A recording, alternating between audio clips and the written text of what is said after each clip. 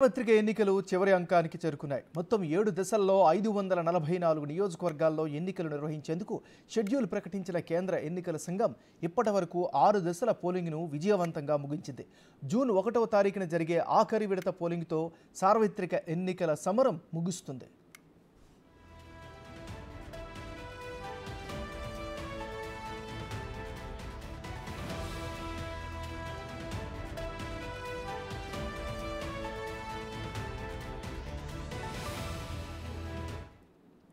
చివరి విడత ఎన్నికల ప్రచారం ఈ రోజుతో ముగుస్తుంది. 7 దశల ఎన్నికల ప్రచారంలో భాగంగా దేశం మొత్తం పలుమార్లు చుట్టువచ్చిన ప్రధాని నరేంద్ర మోడీ ఎన్నికల ప్రచారం ముగియగానే ఈ నెల 30వ తారీఖున 2 రోజుల పాటు విశ్రాంతి తీసుకునేందుకు తమిళనాడులోని కన్యాకుమారికి చేరుకున్నారు. అక్కడ వివేకానంద రాక్ మెమోరియల్ హాల్లో ప్రధాని మోడీ ధ్యానం చేసేందుకు నిర్ణయించుకున్నారు. జూన్ 1వ తారీఖున ఢిల్లీ బయలుదేరి వెళ్తారు.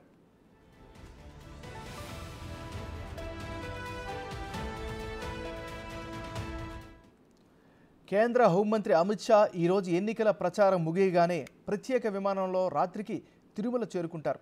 అక్కడ వకులామాత గెస్ట్ హౌస్లో బస చేస్తారు.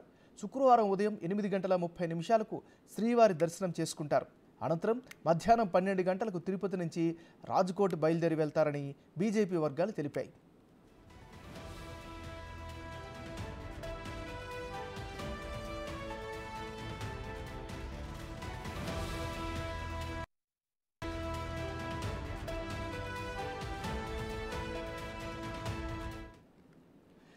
ఈసీ ప్రకటించిన షెడ్యూల్ ప్రకారం ఏప్రిల్ 19న జరిగిన తొలి విడత ఎన్నికల్లో 102 నియోజకవర్గాలు, రెండో విడత ఏప్రిల్ 26న 89 నియోజకవర్గాలు, మూడో విడత మే 7వ తారీఖున 94 నియోజకవర్గాలు, నాలుగో విడత మే 13న 96 నియోజకవర్గాలు, ఐదో విడతలో జరిగినటువంటి ఎన్నికల్లో మే 20న జరిగాయి 49 నియోజకవర్గాలకు, ఆరో విడత జరిగినటువంటి మే 25వ తారీఖున జరిగాయి అందులో 57 నియోజకవర్గాల్లో ఎన్నికలను నిర్వహించారు.